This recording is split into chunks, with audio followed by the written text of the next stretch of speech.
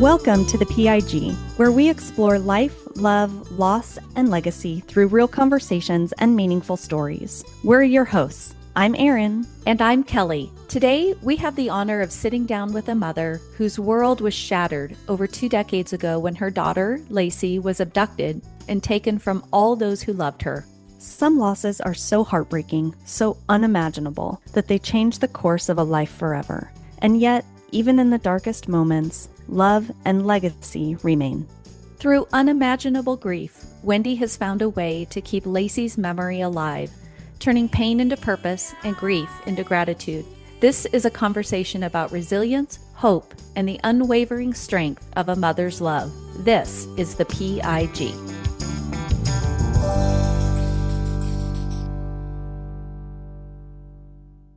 Wendy, I know there are so many details about your life and Lacy's life and story that I don't know.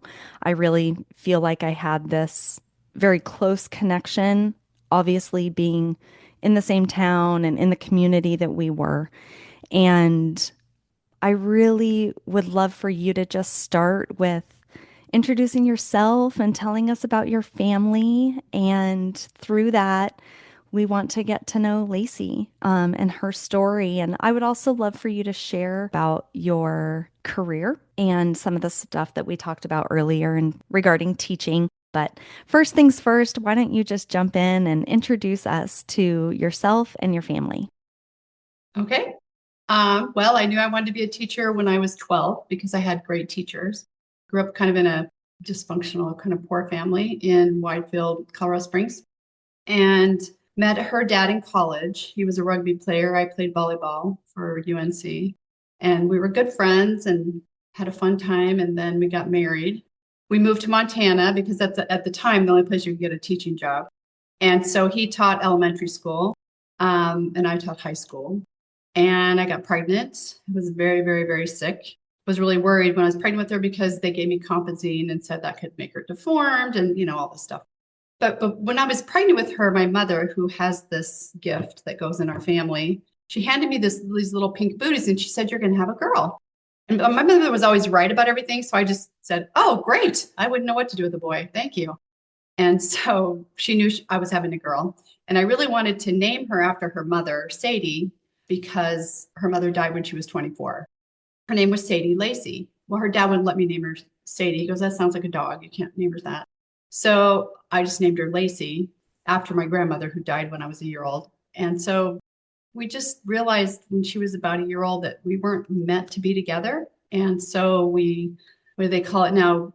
We uncoupled ourselves like happily. And then we became friends again. And the most important thing about him was that he said she needs to be with her mom.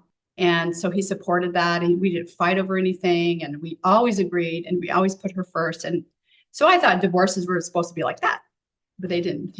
Later on, that wasn't the case with other people, but it was a real give and take, the two of us. Even at her funeral, it was a give and take. So the relationship was always putting her first and supporting her and loving her. And that's what we always did. He used to always call me Colonel. He made fun of me and always called me Colonel. And I remember when we had to deal with the death penalty thing together, which was very difficult.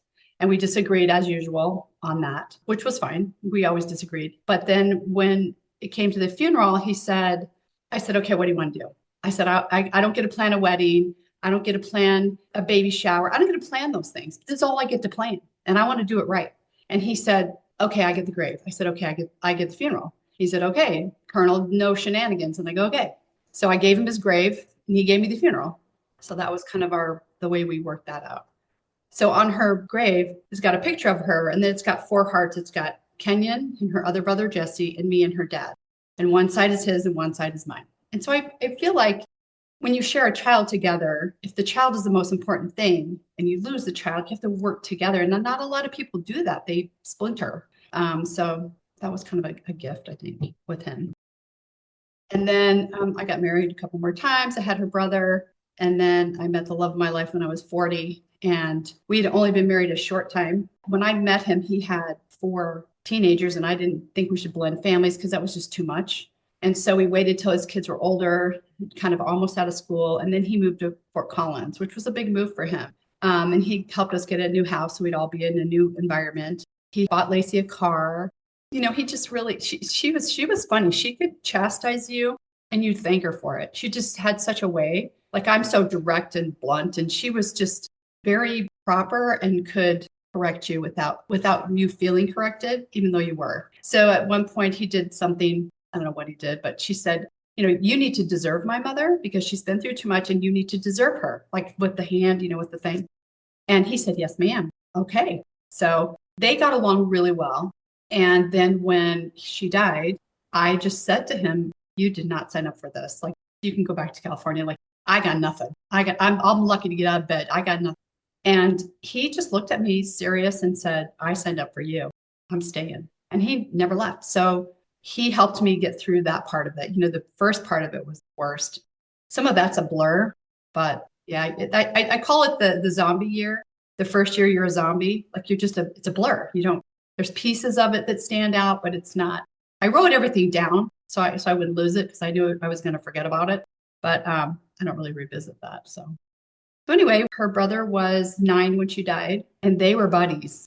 They'd go off together in secret and make me presents and then bring him out. I was a single mom for a long time. So they were cute. The two of them were cute. She was teaching him how to play the guitar because she wanted to sing to her kids. She wanted to teach elementary school. She wanted to be able to sing to her kids. She was taking voice lessons. We were giving her guitar lessons and voice lessons. And he just told me this year, he's been teaching 6th grade for about 8 years. And he told me this year that he's just now starting to talk about this. He's 32. And he said, Mom, that's the reason I wanted to play the guitar. And the reason I wanted to be a teacher, I wanted to be like her.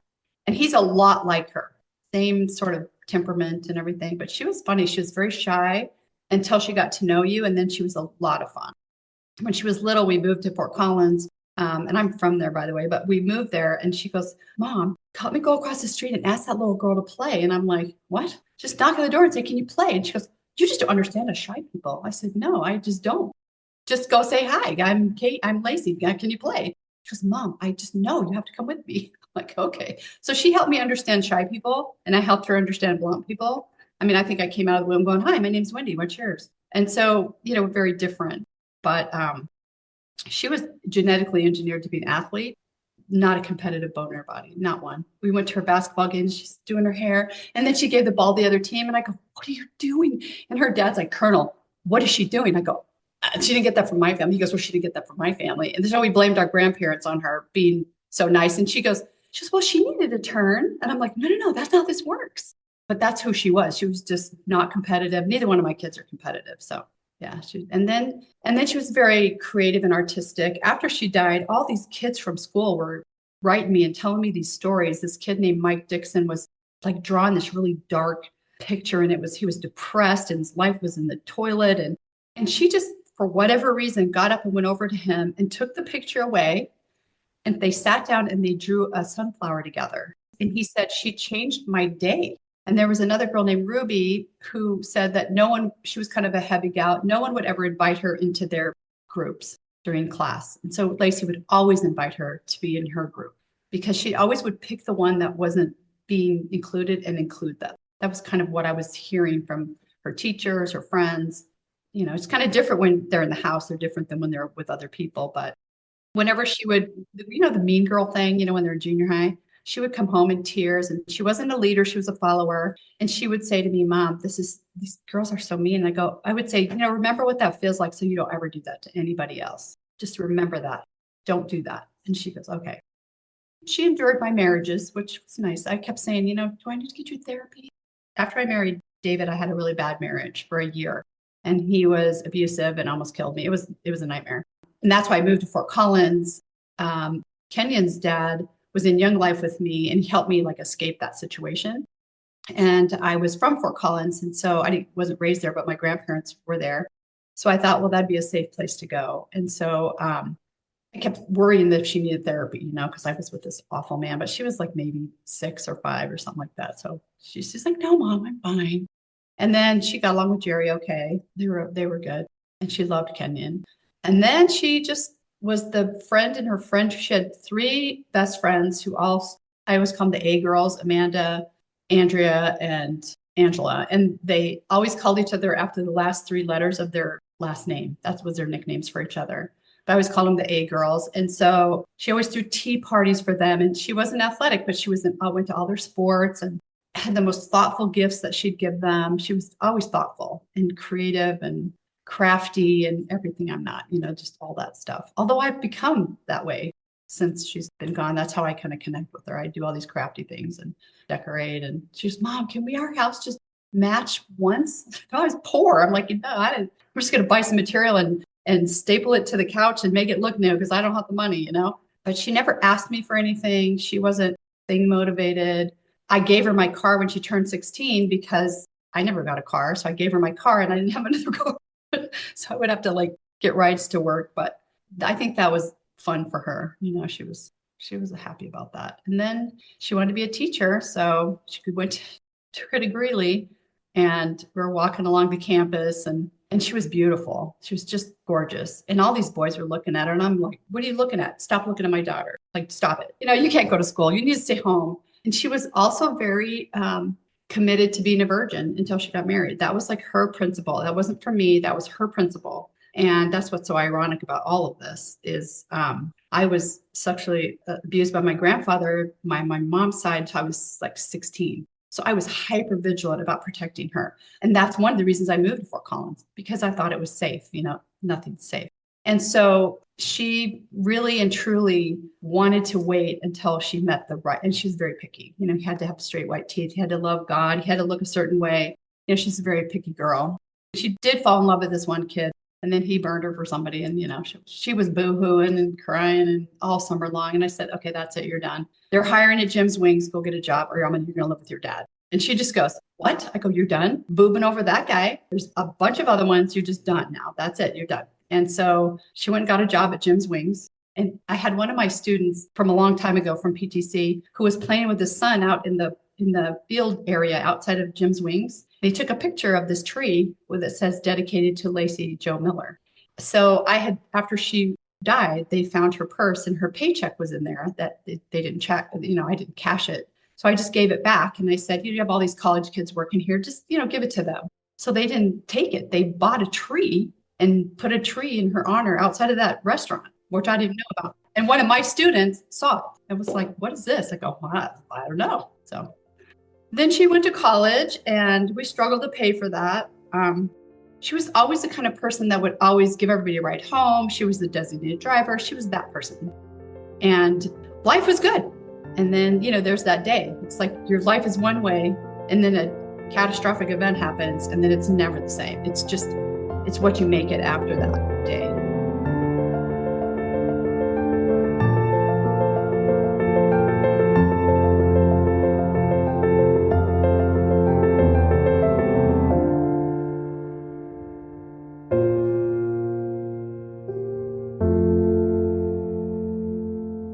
And I went out for a walk that morning. Mark was going to pick up his son from the airport, who's going to visit us from California. And I went for a walk and we had a rule that you don't turn off your phone. You're always accessible.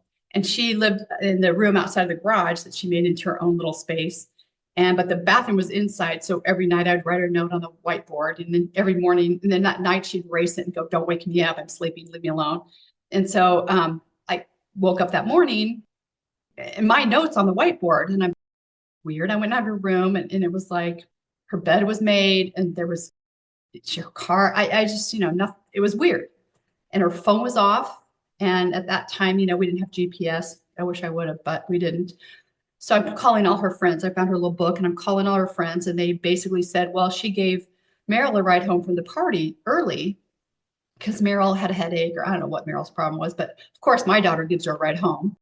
And I just spent the day like, where is she? Where is she? Where is she? I called my sister and then I called her dad and he brought his son over who was 13 and we just started searching and that happened for a whole day and that whole Saturday. And I knew in my heart something was terribly wrong. You just get that gut thing. Intuition, mother's intuition. But when he took her, he was literally 50 feet away from my bedroom because she had taken the car and he'd followed her he was pulling her over as a police officer, but she knew enough to drive under a light in front of my house, and she had mace to everything. Well, he was smooth. He talked her into getting out of the car, and there were fingerprints on the hood, and he took her. And I'm right there. I'm 50 feet away. I have no, when I went for a walk with the dog, I didn't even notice her car was there. Her car was across the street. I didn't even notice because I'm calling her. At this point, I don't even know anything's wrong. At this point, I'm just walking the dog. And then when I came back, Mark was pulling out to go get his son at the airport. And he goes, "What is Lacy's car doing here?" And I went, "Oh, okay." So then all her friends came over and I called the police. We did a missing persons report. And oddly enough, a really good friend of mine who knew me really well and knew Lacy really well because Lacy supported her daughter when she died of cancer in ninth grade, came to my house. And she knew Lacy's personality and knew she wasn't just some crazy college girl that was off partying. So she took me seriously, which was a gift because that doesn't usually happen. And then she brought on an investigator who actually was someone who spoke in my class. So he showed up. So I knew both of these people who knew me, who knew her. And that's where all the blessings for me happened because so many good things happened that could have gone terribly wrong. And they took me seriously. And then we all got together and tried to piece the night together and figure out what happened. And Meryl said she just dropped her off.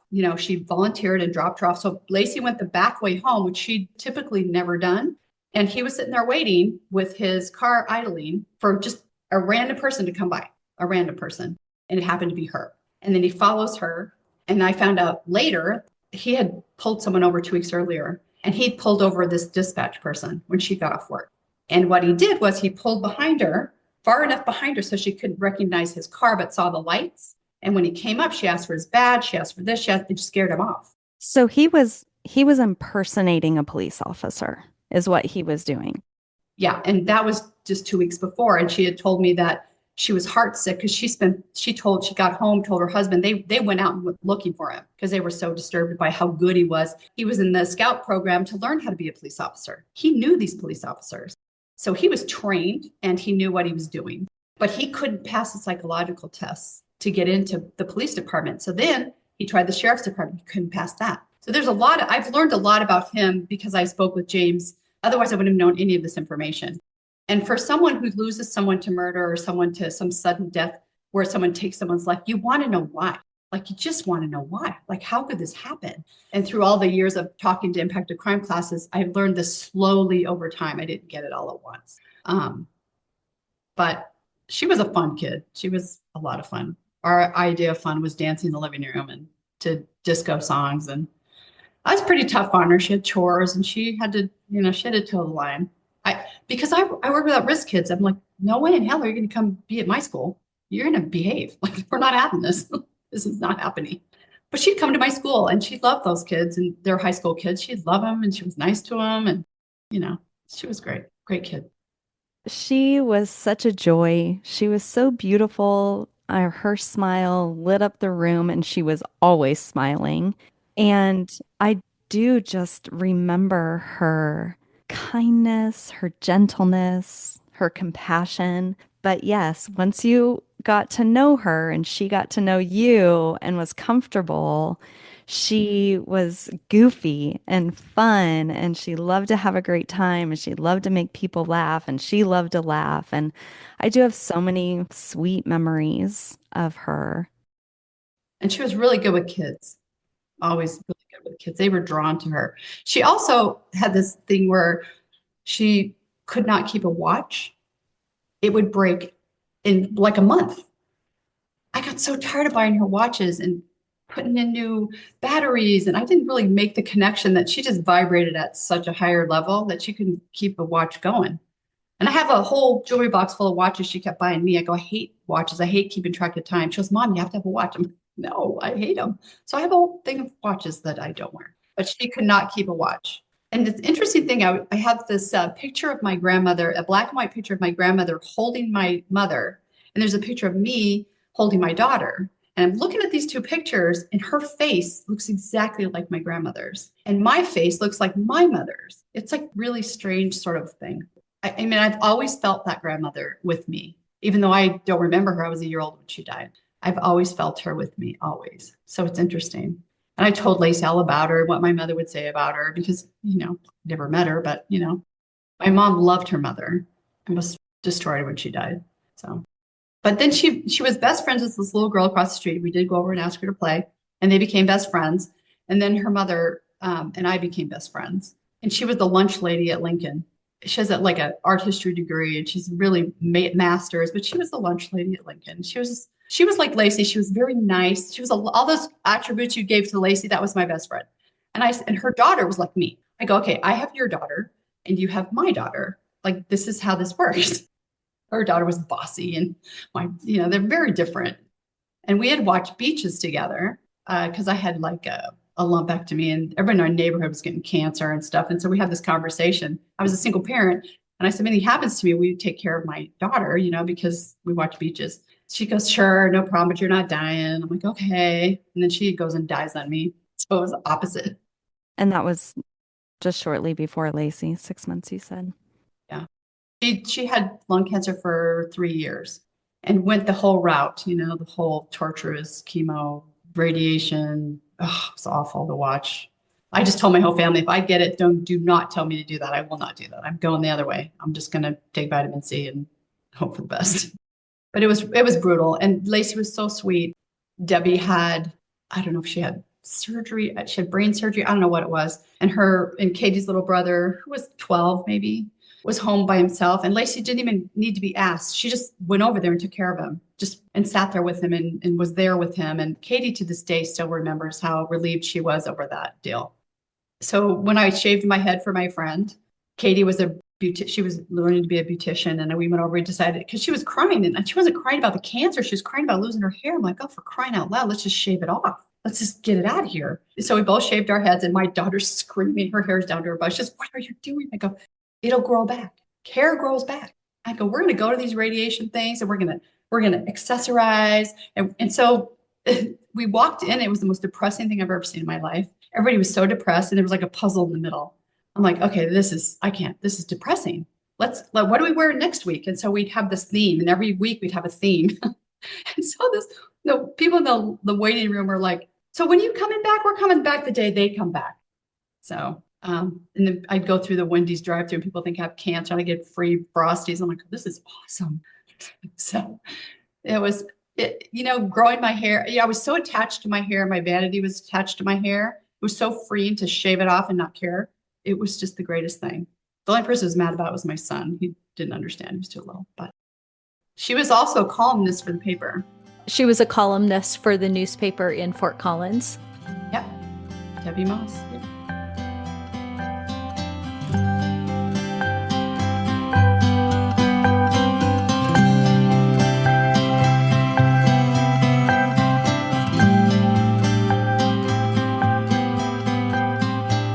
How was that experience when you shaved your hair and went through that process with her? What was that like for the two of you as friends? Cancer's isolating. And I was watching all her friends disappear because no one knows what to say. And then you don't want to just talk about cancer. You just want to be a regular person. And so I just selfishly wanted my girlfriend. You can have your cancer, but that's not going to be the thing in my, that's not what we're doing. But then when I started to cry about the hair, I thought, God, you shouldn't do that by yourself. That's not good.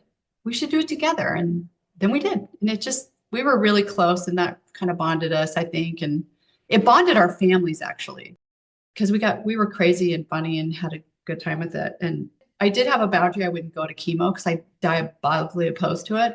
I said, love you. I'm not going to, I went one time. I said, I can't watch them put poison in your body. I just can't do that. I'm sorry. I love you, but I can't do it. She was like, okay. Her reasoning was she wanted to buy herself as much time as possible. But I'm the one that was doing the research on lung cancer. We knew nothing about lung cancer and how it spreads. And, once they took it out, it went everywhere. They would have left it in there. She had it for 8 years. She would have lived longer. But she goes, I don't want to know. You can know, but I don't want to know. I go, okay, I'll take that on. I'll learn about this. It was brutal. It was brutal because she was the healthiest person. She would swim for 40 minutes a day without stopping. Who does that? I can't do that. So it was special, and it was I don't know, bonded us. I don't know. I can't explain that. It made everybody, there's the best friends do, right? you do, the best girlfriend? You just cut your hair off. Who cares? I know that Erin and I both really resonate with that because when our mom was traveling through her cancers, she had that really beautiful, close-knit group of friends who would do much the same thing. And they turned so many aspects of that journey into a celebration instead of a pity party or moments of sadness. And so I think that that's really beautiful that you had that experience. And it's interesting that that experience came just preceding the experience that you had with Lacy.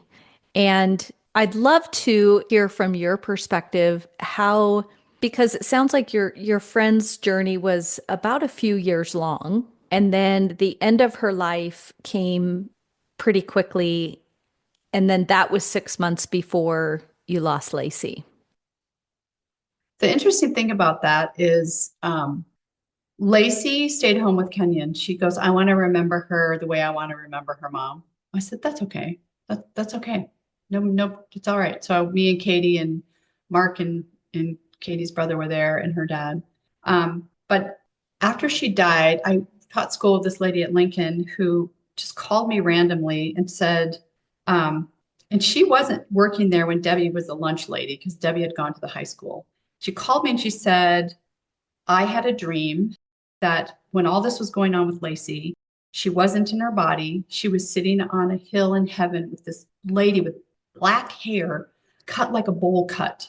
And I was like, what? And she goes, yeah, she was waiting for her. And that's what Debbie looked like. And she didn't even know Debbie from the Man of the Moon. So I went, okay.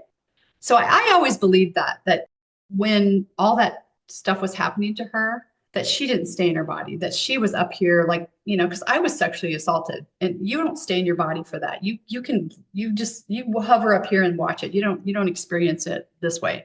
So because I had that in my background, I just thought, okay, she's not going to stay there. She's going to be outside of her body. That's what my hope was anyway.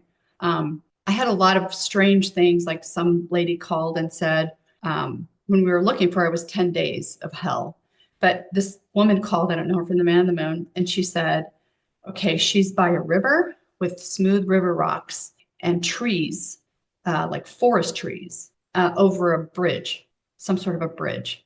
And I went, okay, yeah, whatever. Hung up the phone, like, whatever, lady. And then my brother, my big brother who came from Utah to help me, he just kept driving up the canyon. He kept driving up the canyon, Poudre Canyon, just kept driving up there. He kept stopping in this one place. He just felt like, you know, there was something there. He goes, I don't know why I keep going back there. I just keep going back there. And it's a whole miracle how they found her in the first place, but that's where she was found. She was found up the Poudre Canyon.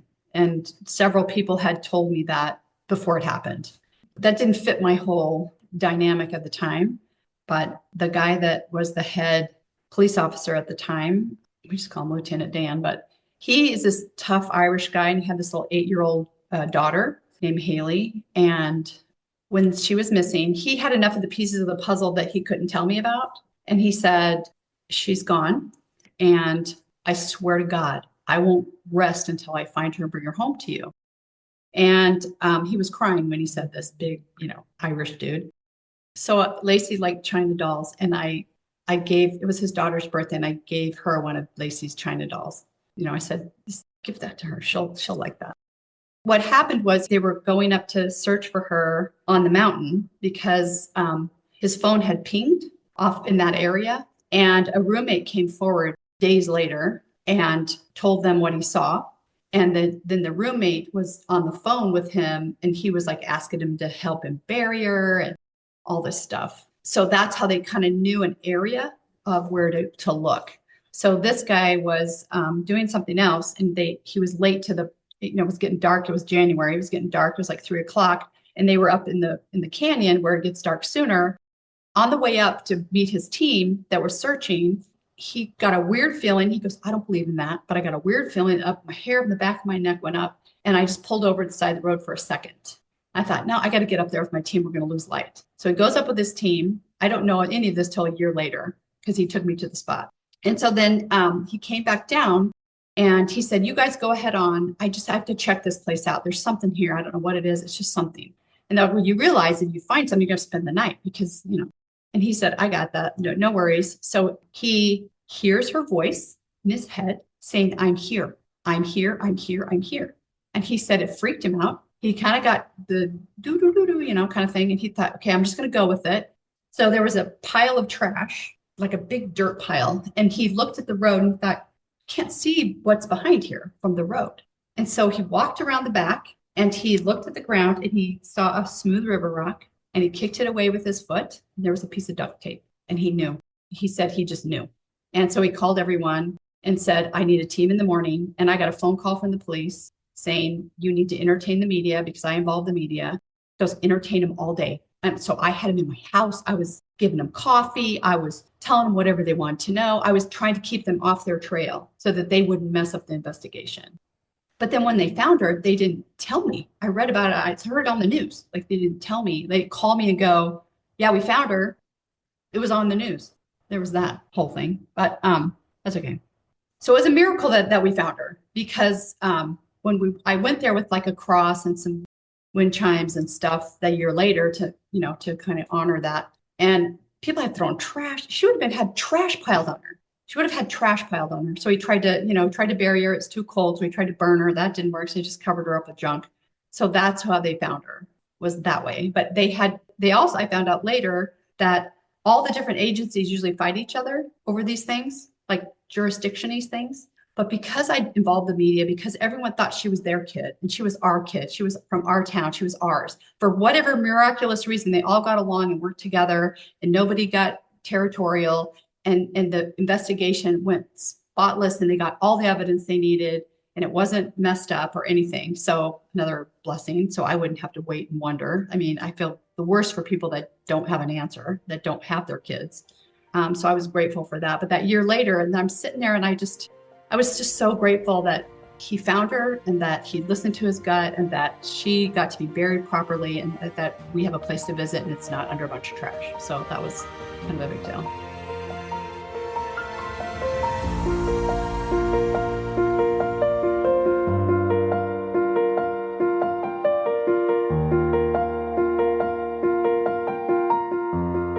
So Saturday, we're exhausted. We don't sleep. We're looking for her. And I'm thinking to myself, who can help me find her? I watch Oprah. You don't get it within 24 hours. It's like deadly, right? So I thought, I'll go to church. Church people will help me.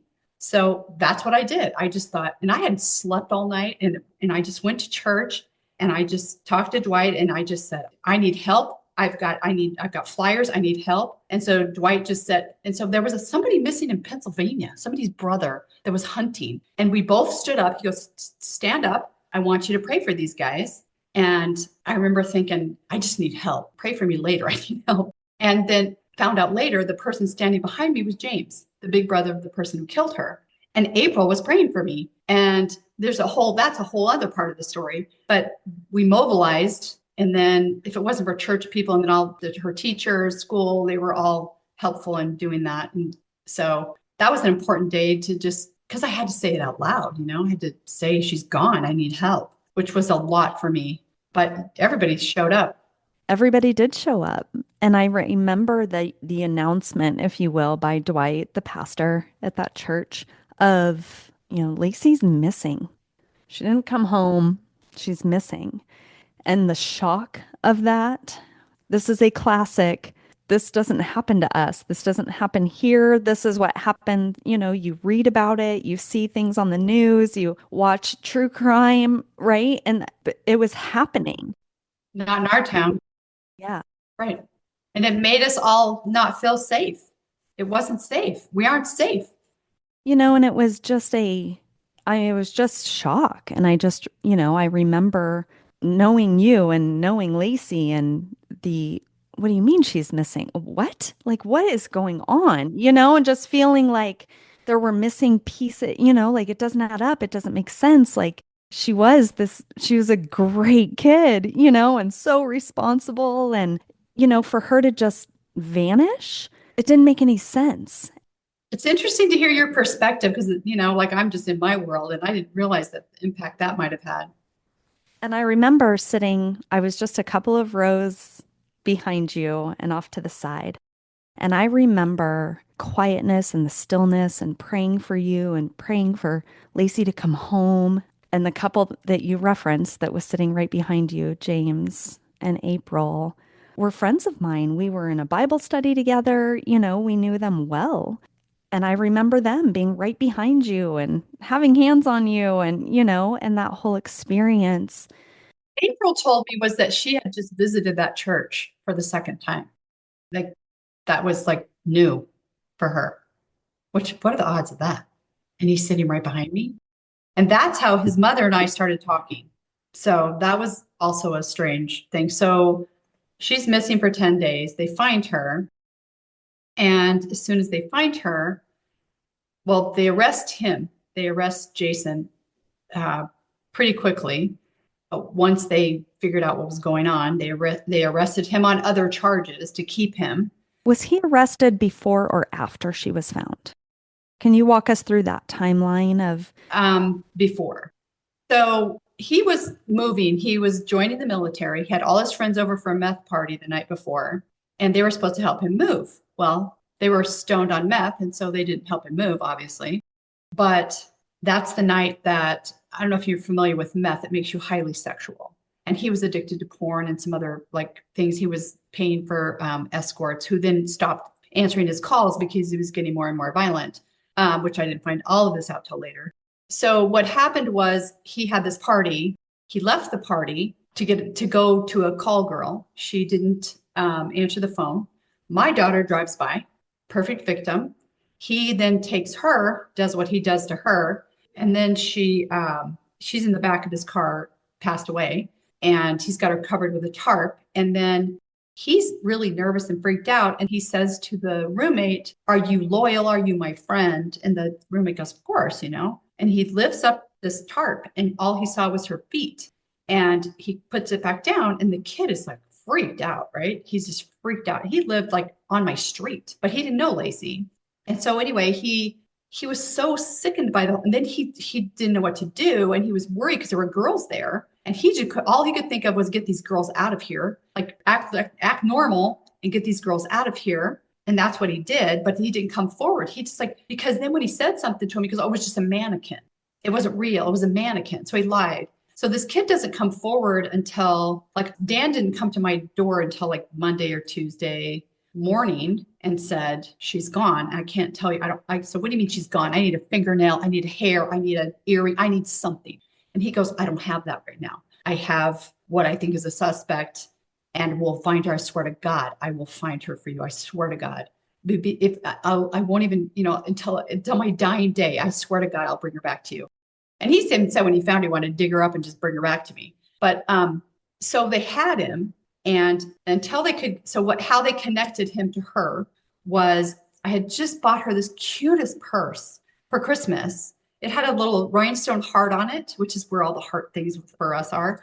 And I just bought her brand new shoes. These were her Christmas presents, and she had taken them to the party. And when he took her, he had her purse, and he asked this other guy the next day to come and take his stuff to the dump.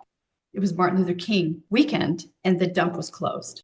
So the kid brings the stuff to his house, and he's digging through it because he knows he's moving. Maybe there's something, his wife would like. So he finds this purse and these brand new shoes, and he gives them to her, right? He's not all there either. He provided the meth.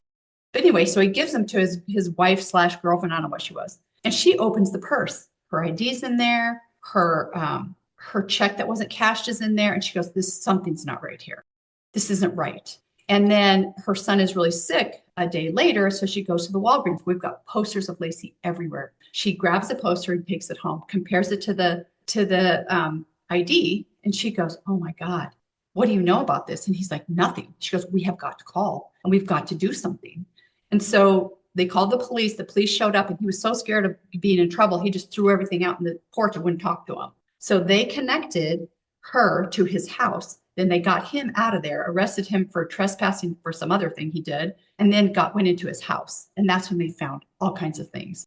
So that was the connection that they made, which he couldn't tell me because he didn't have her body. He couldn't tell me what was going on, but he just said, she's not here. And I was just like, but at that point, I'm like, I knew because, so here's the mom-daughter intuition thing. Her and I were so connected. And on Saturday, while I'm looking for her, I just keep hearing her in my voice going, find me, mom, find me, mom, find me, mom, find me, mom. It was like she was crying and screaming in my head. It was disturbing. And I went in her room and I sat there with her things and I held her little things and I was like, where are you? Tell me where you are. Because we had this thing, and I kept hearing her. I kept hearing her. I was, I was distraught just to find her because I could hear her spirit reaching out to me like, come on, mom, find me, find me. Like she was scared. And then I woke up on Sunday morning, gone, silent, nothing. And I knew. And so I told God, I said, okay, fine. If she's gone, I need time to get used to this. Like, don't just give this all to me at once. Like, give me some time here. Like, I cannot wrap my head around this in one day. Like, you need to give me some time. 10 days was a little long, but it was 10 days. But I had time. But I knew in my heart she was done because I didn't hear her anymore. I couldn't feel her anymore. I knew and one of her best friends moved to go to college in Boston or something. He had the same exact experience. She was screaming to him for the whole Saturday, and then Sunday, nothing. He got on a plane on Sunday night and came home. He's like, something's wrong, and then he called me and I was like, yeah, something's wrong. And so he told me what he experienced. And then both of us had that same sort of thing. So yeah. I actually texted Levi today, just said, hey, I'm thinking about you.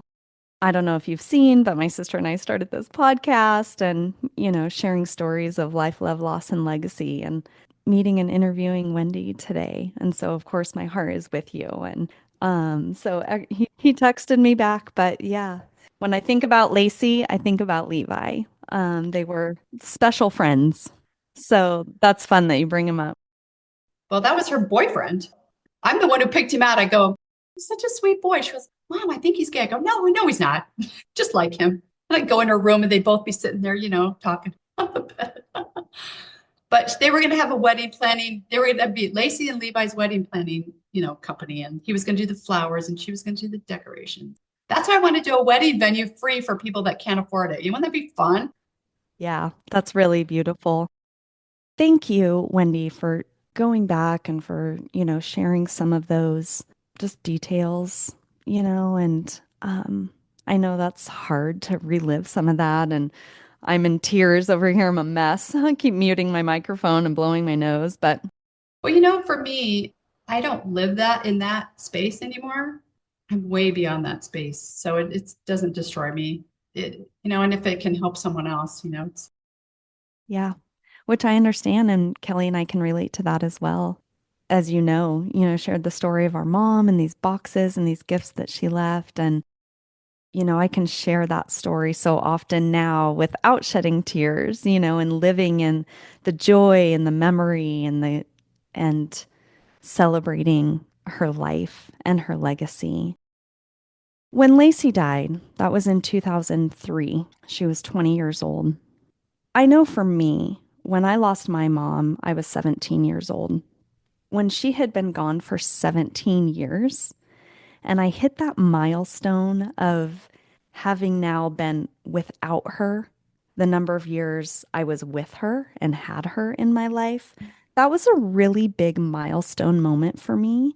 that's a big one. That's a big one. Do you have any experiences like that where, when Lacy, now it's been just over 20 years, but would you be open to sharing a little bit about some of those milestone moments then that you have experienced? So she had those three friends who all got married. And then I'm invited to the wedding and there are tattoos of her on their shoulder, or there's a picture of her, or those were rough. Those milestones were rough when they had got married, when they had babies, it's hard not to live in the what ifs or whatever. But even for Katie and I both at that mark where they've been gone longer than they've been here, that was a huge one. It's like, okay, you've been gone longer than I had you. But I think I'm just grateful for the 20 years. I feel like I was so lucky to have 20 great years. And I don't feel like she's gone. I mean, I talk to her every day. She's with me every day. She drops me pennies and does fun things for me. At first, she would turn off the street lights with all of us. It was eerie. The street lights, as soon as we get under a street light, it'd go off right outside of my house. And then everywhere I went, and it was happening to Levi in Boston. She was messing with lights. But I didn't really realize that until Katie was telling me her mom was turning the TV off and on. It was freaking her out. So that kind of stuff, their energy. So they're messing with energy, which was kind of outside of my, ooh, okay, that's weird. But if you don't look for the signs, you don't see them. So, but we were all getting it. And it still happens to this day. That's why I like to walk at night and go under street lights because she'll turn them off for me. I go, hi, Lacy, how's it going? And then when her brother, he was on a flag football team, and this college kid was coaching his team, she would have married him. He was the one. He was everything that she talked about. And Mark and I looked at each other and we both went, wow, that's weird. Like he would have been the one. So there's a lot of little things, I try to not do the what ifs, but that's hard. I spent a lot of time with the what ifs, and I'm kind of over that. I would only allow myself to get angry like once a year. Now I don't even do that anymore. It just wears me out because it gives my energy to him and I don't want to give my energy to him. But milestones are, I mean, that's kind of just kind of as you go. It's, everything's different. Every year I celebrate. Every year last year I did a thing on Facebook where I was like, okay, everybody do something, write Lacy's name somehow and give me a picture. And I got so many creative Lacy pictures. And then the year before that, I was like, tell me about your kids. Tell me about your life. And they did all that. So I try to pull everybody in with her. I love that. Another milestone moment for me was, Kelly and I's mom she was born in 1947 and she died when she was 47. And this past year, I turned 47.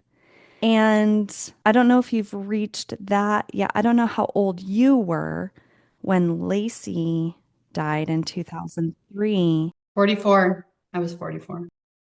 She's 42 now. So when she's 44, that'll be weird. But Katie went through that. Like she's dreading turning 47 because that's when her mom died of cancer, 47. She's like, I grew up with a mom whose mom died when she was a certain age. She was 46. And when my mom hit 46, she freaked out. So I knew what that was like. So I told Katie, you're going to be fine. It's going to be a weird year. You're not going to die. It's going to be fine. So I think part of you thinks, God, am I going to go? I think it's different when it's like a parent than a kid, but you worry about that kind of stuff.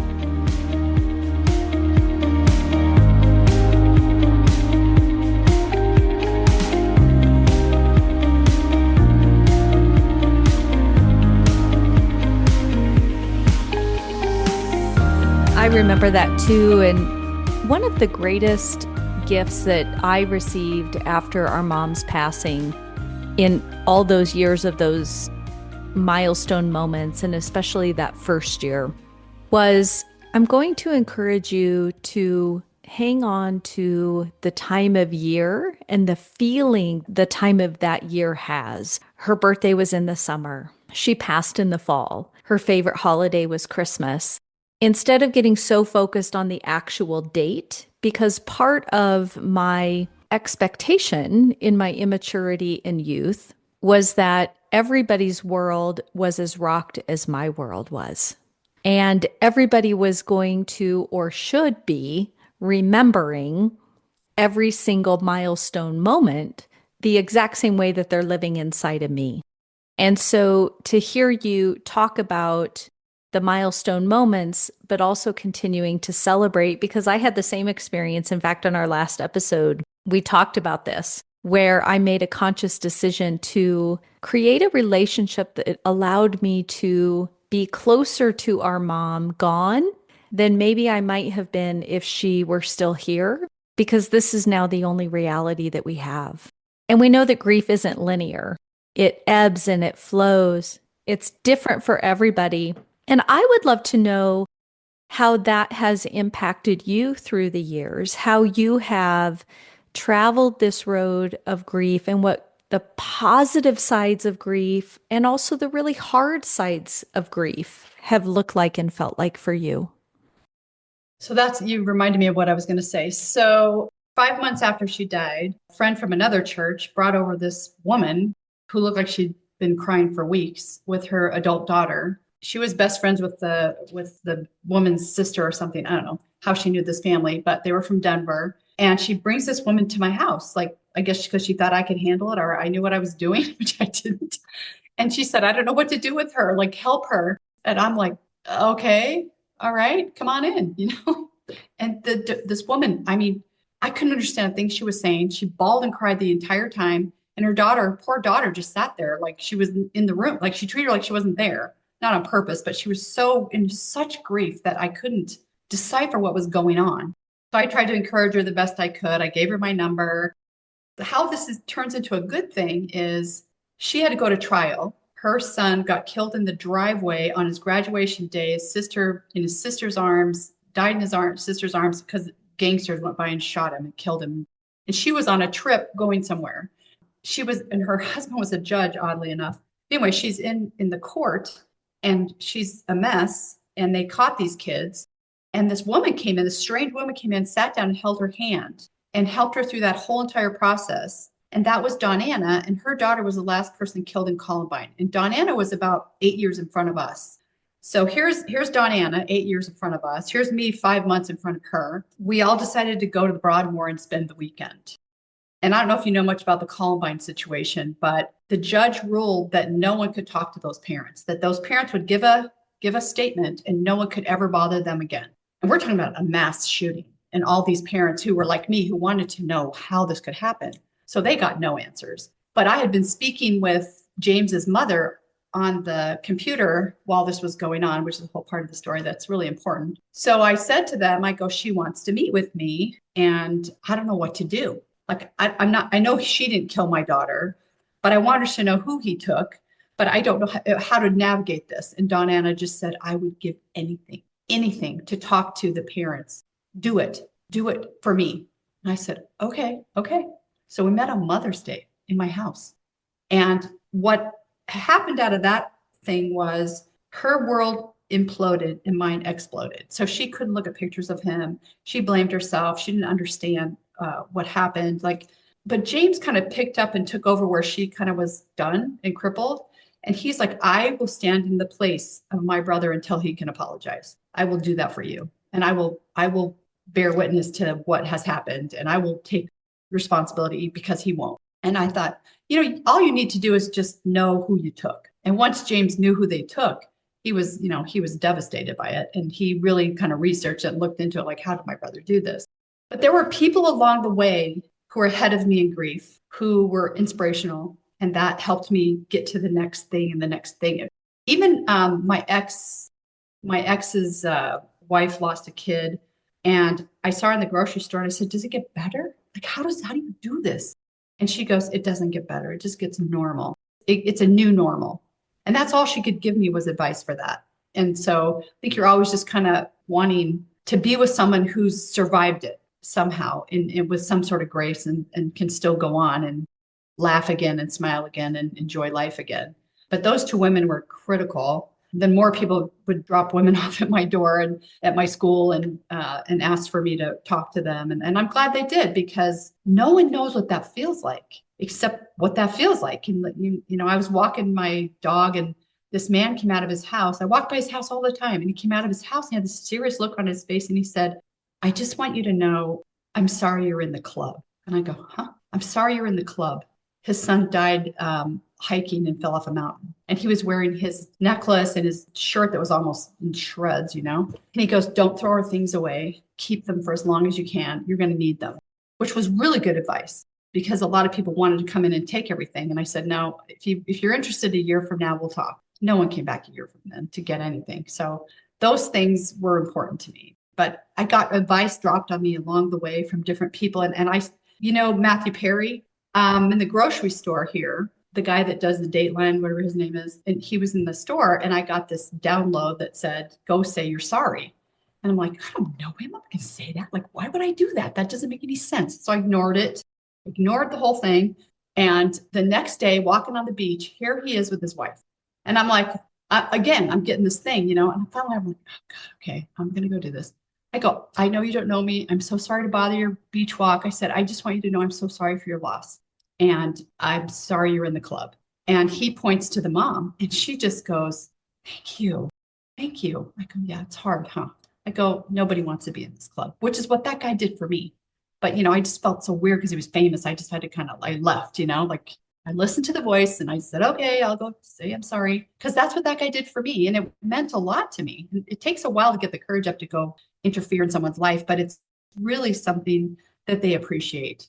Because everybody, I was so isolated. Nobody would talk to us. We had an active social life. We had a lot of friends, and I didn't hear from any of them. None of them. None of them. It was like they didn't want it. They didn't know what to say. Yeah, and that's what happens, right? People don't know what to say, so they don't say anything.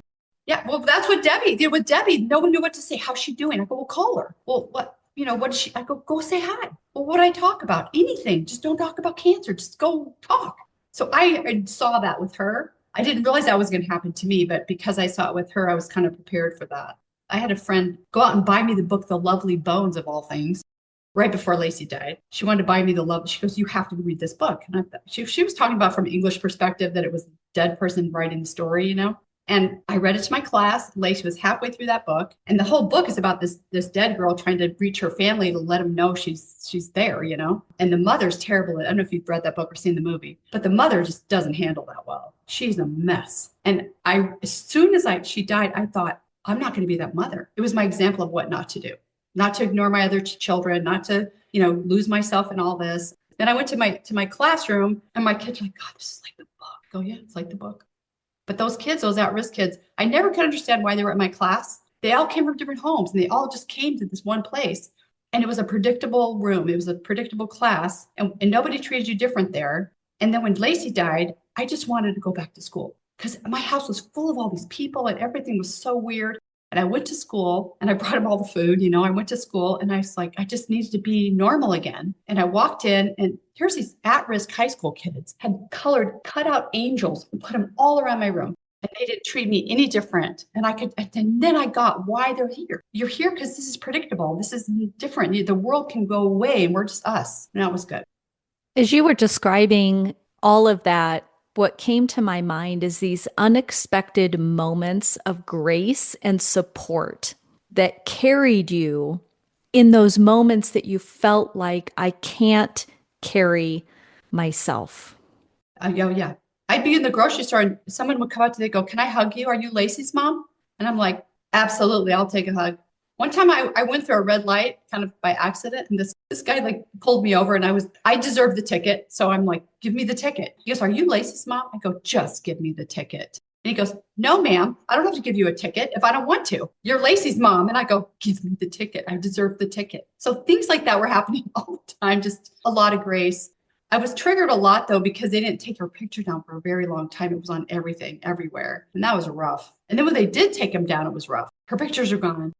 Rough to have them up, and now it's rough to have them gone. Yeah, both. It was happening at the same time as Lacy Peterson thing was happening. And within 3 or 4 days, her posters were everywhere across the United States. I had friends in Texas go, why is Lacy's picture in the mall in Houston? What's going on? And I'm like, what? So there was a lot of people just trying to find her and helping with that effort too. It's really strange. Wendy, there are a lot of parents navigating grief and trauma. There is a club of people who have walked through your journey. There are parents who have lost children in a whole variety of ways, whether it's our dad who lost his daughter in a car accident with her 2 best friends, or an illness, or a tragedy, or a crime. Lacy was the victim of a horrific and terrible crime, and we don't want to diminish that in any way, shape, or form. But for parents who have experienced this kind of loss, the loss of a child, is there anything that you wish they knew about grief and survival based on the road that you've had to travel? Yeah, make a space for yourself to feel however you need to feel, whenever you need to feel it.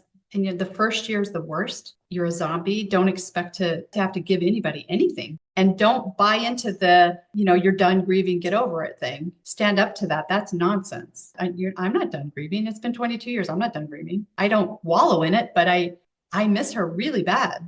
And then carve out a space to honor them because that's something to look forward to. While the milestones are difficult, like birthdays and anniversaries and their favorite holiday, carve out a space outside of those things where you can do something that they would have done, that would have been fun, that would have been, connect you to them somehow, write to them. I wrote journals to her for years because, mothers and daughters have a lot to say to each other all the time. And I just was always catching her up on this and that and the other thing, and don't cut that off. Don't stop that. You've got to keep your connection with them going because they're not gone. They're just in a different form. And they don't want you to be sad. They want you to live. They don't feel guilty about laughing. Don't feel guilty about doing anything that makes you alive, because that's a way of honoring them being alive and enjoying life. They want that, I think. I've just seen so many parents just not get out of bed and ignore their other kids. And everyone goes, well, yeah, I don't blame you. But you know what? Get out of bed. Do something else. It's exhausting. It's exhausting.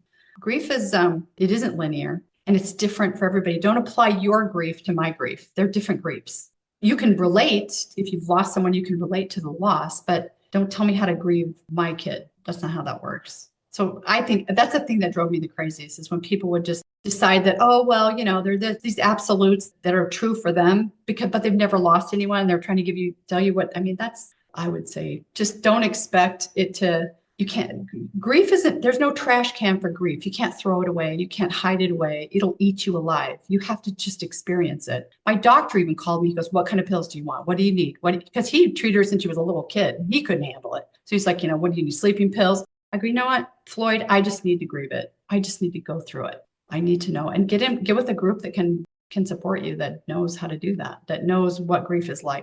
Not with people that don't know what grief is like. Those people aren't helpful. They can be your friend and they can be supportive, but if they don't know what it feels like moms don't know what it feels like unless they've lost a person. You don't know what that's like. It's a different kind of thing. It's a loss, but it's specific. But what you said is so beautiful. You said a lot of beautiful things, but don't make your grief my grief. They are different. And that's one of the things, that you and I discussed briefly, and that Kelly and I have talked so much about, and how this podcast really came to be, is that once we started having these conversations and getting really real and vulnerable with each other, we started to realize that we experienced the same loss as sisters, the loss of our mother, very differently. And we've never really had conversations about that until recently. And really identifying and having so many of these aha moments of, oh, wow, our grief looked very different from each other with a really similar loss. And it's different for different developmental stages too. Absolutely. And so having these aha moments of, wow, if the two of us experienced the same loss of our mother very differently, just imagine how every single individual experiences every single loss very differently. It is not linear and it is very individualized. And we do need to give ourselves grace and permission to walk through our grief, whatever that looks like. The thing that I think was the hardest for me was Kenyon, because, I had her for 20 years. He had her for 9.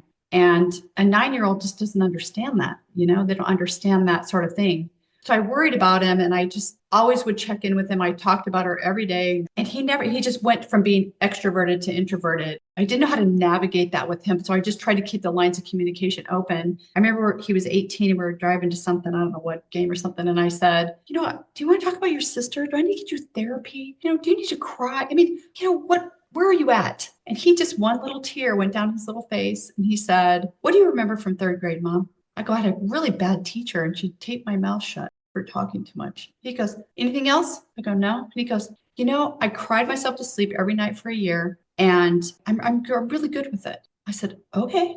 And then I bawled because he cried himself to sleep. Why did you cry with me? He goes, I didn't want to bother you. I didn't want to upset you. So he grieved it quietly and by himself. I never shared my tears with anybody. I just did that privately. So maybe that's why he did that privately. I don't know. And Mark even dealt with it differently as the stepdad. We were all just very different but because I taught grief and loss, I didn't demand everybody do it the way I was doing it or whatever. And I worried about him. And this year at 32, he tells me that's the reason he played the guitar and he became a teacher and he brought her up and he talked about her. And that was a big deal. That was a long time ago. And he's finally coming to terms with how he's dealing with it. So you don't have those conversations. It's like you have the experience and you just don't bring it up or you just don't share. I don't know why you don't, but you just because you're trying to get through it. I don't know. I was going to say, so much of that to me sounds like survival mode. And you have a mom trying to survive, a 9-year-old trying to survive, a stepdad trying to survive, a church community trying to survive, a city trying to survive and understand all of this. And so many people not knowing what to do, what to say, how to act, how to participate. There are no answers and there's no rule book, right? Our children come into the world without an owner's manual. And when we get to this phase of our living, if we have loss or trauma, how to navigate that isn't in a book. Right. I think that's why people kept dropping people off at my door. It's like, I don't know what to do with them. And I'm glad they did because you don't know what to do with them. Don't isolate like I was. Like, bring them all. We'll figure it out. Like, together, we'll figure this out. It's just, it's hard to do alone. Everybody does it differently, but I have this ritual I did with my grandpa. He died when I moved to Fort Collins, and he liked hot tea and donuts. So I have his teacup, and on March 8th, instead of that being the day he died, that's the day we have hot tea and donuts. When Debbie died, it's Balloons Up to Heaven Day.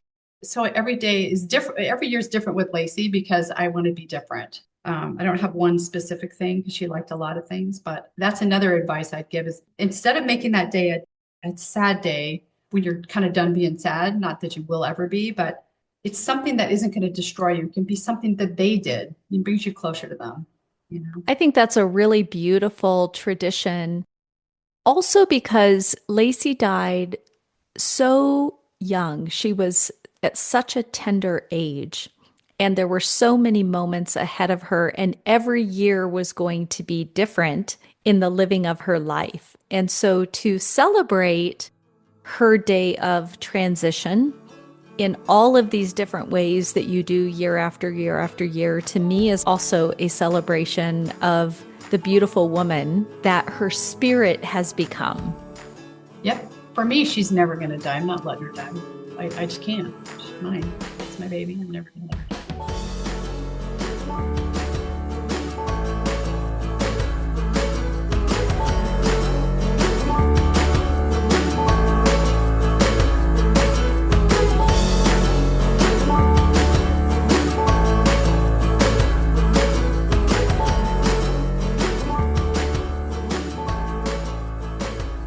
Wendy, you have such a strong, bold, beautiful voice. How do you use that voice today to bring forth awareness, change, or healing for people navigating loss and grief?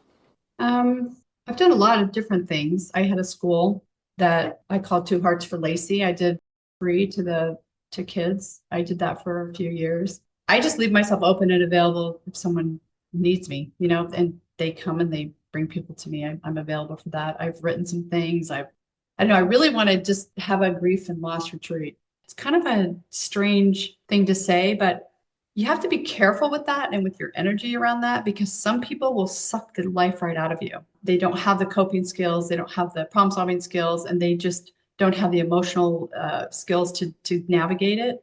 And so you have to kind of be careful and know when too much is too much and take care of yourself that way because you can put yourself out there a lot and then that just becomes a whole nother thing. So be careful of that. That can happen too, where people are just they want you to do everything for them and sucking the life out of you. Yeah, that's dangerous. And so you have to be careful with that.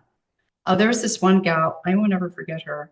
Her daughter had just moved out of the house and took all of her things, all of her pictures. It was her first move out of the house. And she moved in with this boy who raped, killed her, and burned her. And she had nothing left of her daughter, not a shirt, not a nothing, not a toy, nothing. And I listened to her for a very long time. And I said, okay, what did your daughter love? And 2 seconds later, she goes, dogs. She loved dogs. I go, let's do a walkathon with dogs. Bring your dog. We'll do a walkathon. And they still do it. So find a thing that they loved and just do the thing they loved because everybody loved something.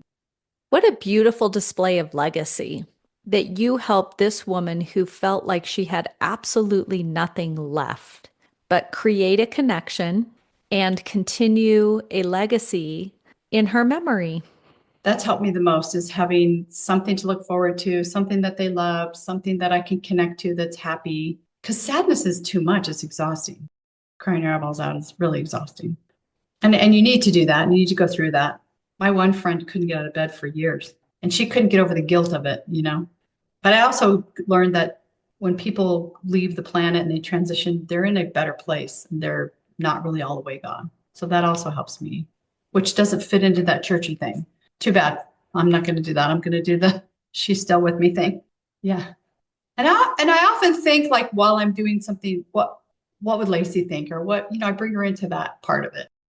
Yeah, that's a really big part of my grief process that continues to this day, 30 years later, is, and even with other people I've lost, not just our mother, but what would they say? What would they advise? What would they do? What would they suggest? Mhm. That's just such a nice way to think of all the possibilities and lean into that energy, that spirit that still exists, undoubtedly. You've brought up a couple of times, Wendy, the concept of guilt. And as a mother, I have two children, a stepdaughter. Aaron has two boys. So we're all parents. And I would love to hear from your perspective the process of moving through guilt. Was that a journey for you? And it sounds like you've helped a lot of other parents process that or compartmentalize that in a really beautiful way. I'd love to know what that was like for you. I think the two traps when you lose somebody suddenly is guilt and the what ifs. You can get sucked down that tube, and that's very unhealthy.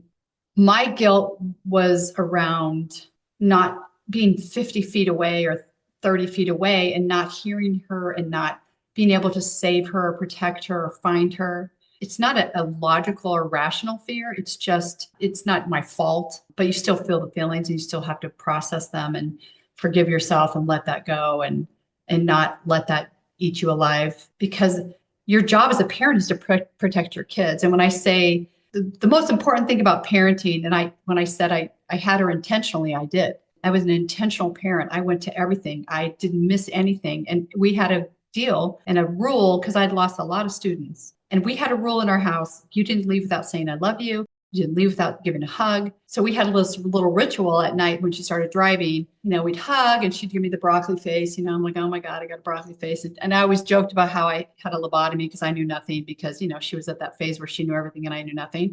And the night that she left, we went round and round. She wanted to borrow my terry cloth jacket. And I'm like, it's winter. Rolling her eyes, oh, mother. And she goes, I'm just going from the car to the party to the car to the house. I don't need a coat. And we're just like, okay, whatever. So then I go, okay, give me a hug. And then she pulls me in and gives me this huge hug.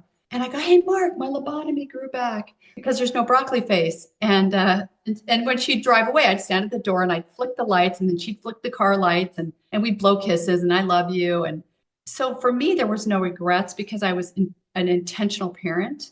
So I didn't have a lot of guilt around not being a good parent. I just had guilt around not protecting her when she needed me the most.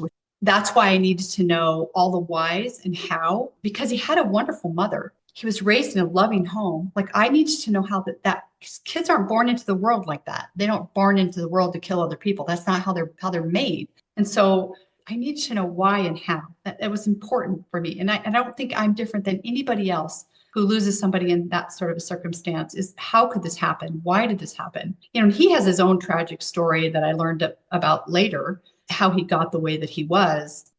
I would say if you have someone that's lost someone, you don't know what to do, just don't do anything. Just be there. Just sit there with them. I had a friend who kept bringing me quiches. I'm like, why are you bringing me quiches? She goes, I don't know what to do. I go, fine, bring me quiches then. I love seeing you. Quiches are great. I never ate one of them, but she at least showed up. Nobody else showed up. She showed up and she was just there. And all she knew to do was bring a quiche. So that was great. I have two things that I would love to hear from you if you're open. One is I would love to have you describe Lacy as a little girl. Mm. And then I would love to hear your journey through the justice system and how that journey helped you. I imagine it was very difficult. Mm. Okay, well, that's a story. So after she died and they figured out it was him, Dwight, the pastor, comes to my house with a card. He goes, I have a card from his mother. I go, what? I have a card from his mother. I go, why? And he goes, she wanted to give you a card. I go, how does she know who I am? And he goes, her son was sitting behind you that day. I go, oh. And I opened up the card and it said, I'm praying for you.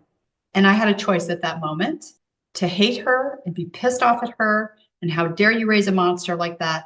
Or I could say, that's a freaking decent thing to do. I've got a son.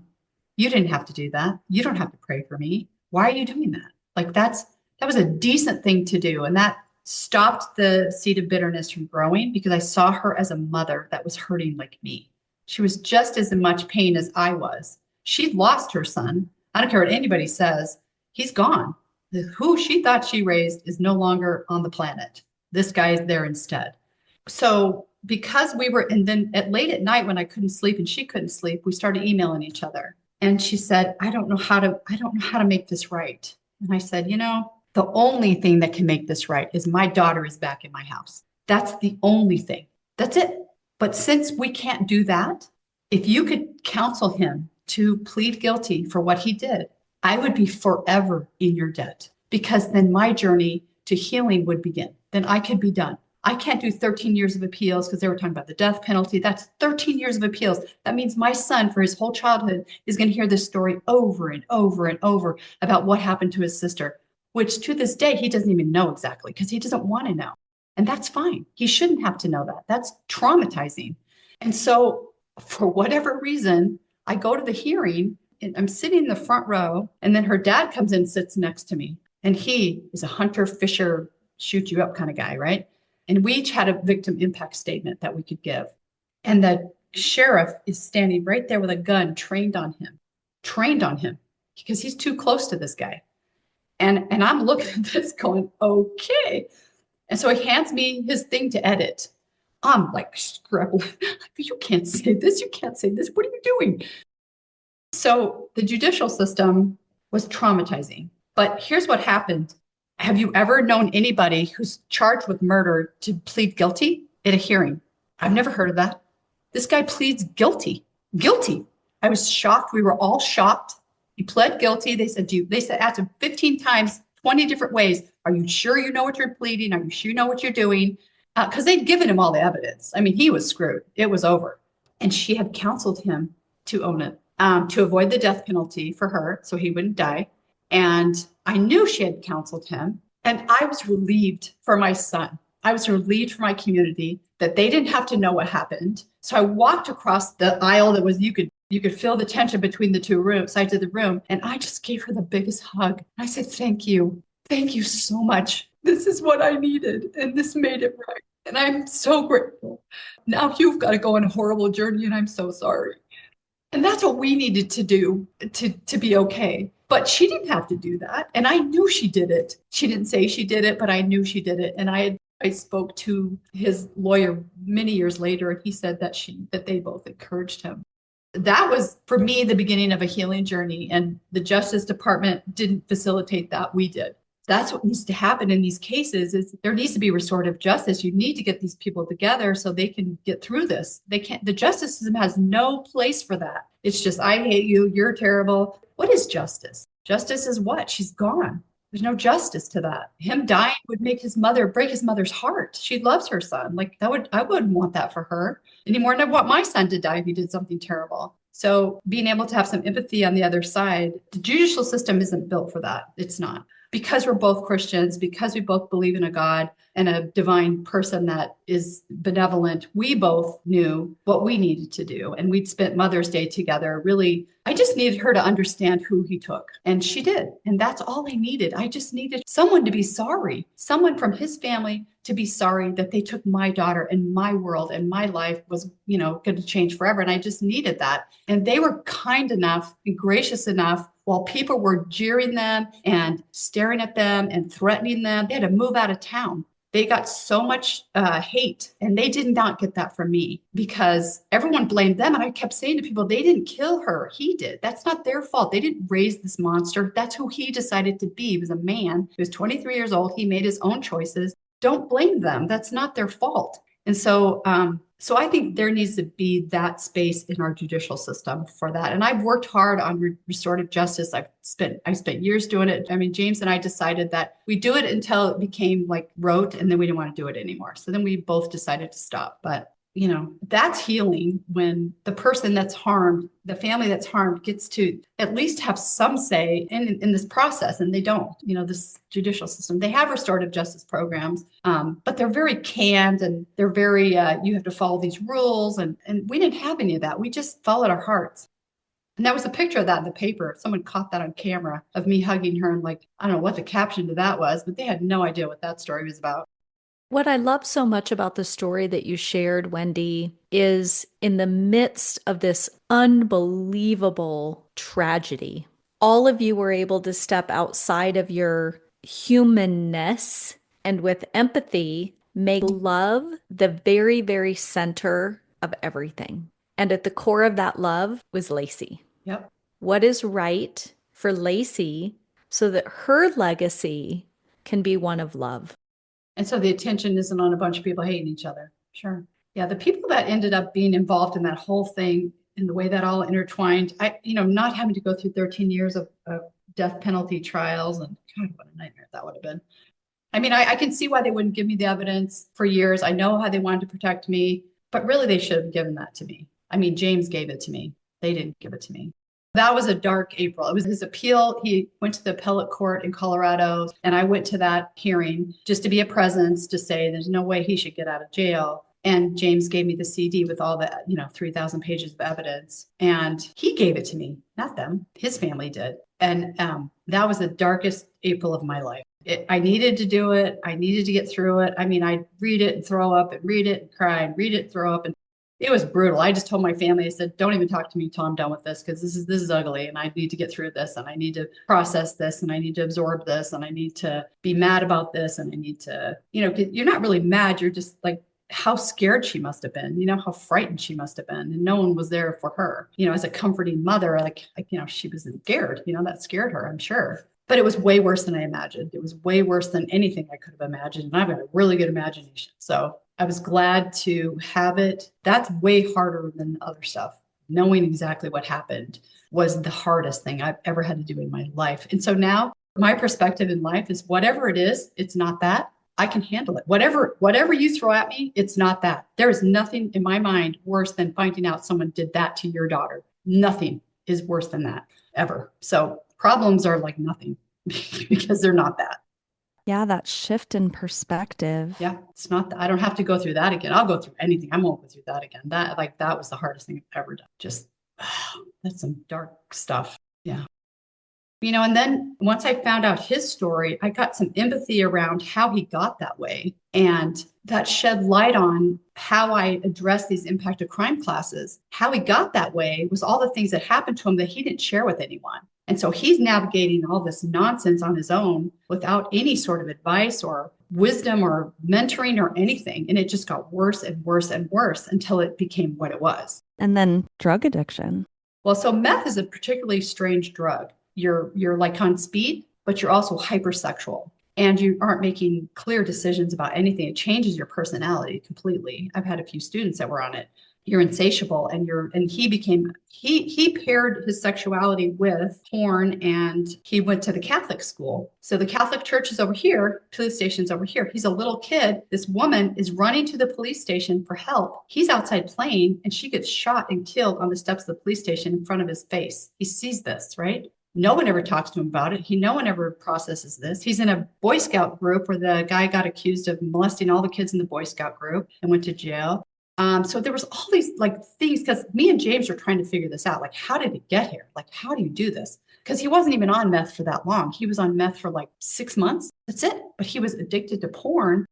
So when I was working with impacted crime kids, and these are people that are in the beginning of committing crimes. They're not major. And I said, don't keep that to yourself. Like, go to somebody, talk to somebody, confess to somebody so they can help you get on the right path, because this can go into really dark places. Will you describe Lacy as a little girl?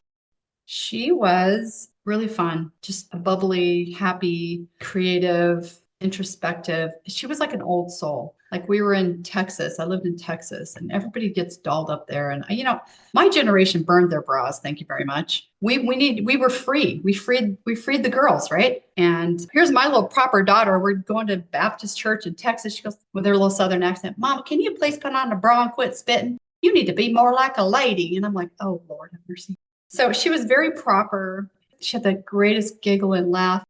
She just was the same as a little kid as she was as an adult, because she just was this old soul. And I asked this psychic lady one time, I said, is my grandmother, does she come back as my daughter to help me get over the whole thing with her husband, how he molested me? She goes, they're of the same cord. They're from the same light cord. And I go, okay, good. Because, that was a pretty traumatic thing in my childhood. And she died before all that happened. But Lacy was just so proper. And at the end of dinner, she'd burp. And we'd think that was so funny. She would talk, she'd talk about everything. She's a little talkative. And then she'd go, and we'd all laugh and go, oh, Miss Proper Lacy's burping. And then when she died, the table was so quiet. And she could dance, taught her how to dance. She loved dancing. She was a hopeless romantic. Her favorite movie was A Walk in the Clouds. And she was reading that Nicholas Sparks movie with the girl with was it Mandy Moore. I was happy she got to fall in love before she died. That was important. It was hard on Ray, though. They were just trying to get back together. And before he married Paige, he took me to lunch and he said, I met a girl. Like, he needed my permission, but her eyes, I met her. Her eyes were the same exact color as Lacy's. It was cute. So a lot of people just still have her in their hearts, I think. Oh, absolutely. Her legacy continues, Yeah. right? The impact that she had on this world. As you think about Lacy's legacy, what comes to mind for you? What I learned from her while she was on the planet was her ability to speak truth to lies graciously, enjoy everything and every day, and appreciate everything that's good. I have this theory. My best friend and I are so, she's so much like Lacy, but we would always joke about how the nice ones go first, right? The ones left aren't the nice ones. And we would always joke about how, I'm like, okay, if I die first, tried to be nice on my funeral. I mean, on my gravestone, don't put nice, but tried to be nice, because I can't do it. So her and Lacy were just nice people, decent, nice people who saw the good in others. And because I gave her the childhood I didn't have, I don't trust anybody with anything. I just don't.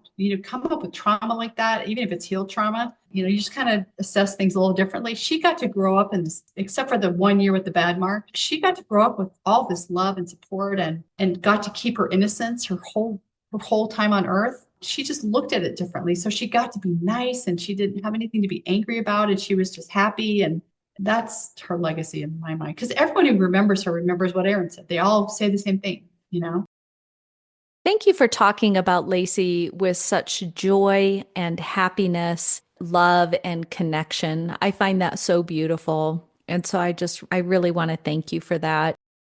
I feel like I was sandwiched between two beautiful people. My mother and my daughter were just, I got sandwiched between nice people. Well, Wendy, is there any parting thoughts that you have, or anything that you want to share with our listeners before we wrap up? Grief won't kill you. It won't destroy you.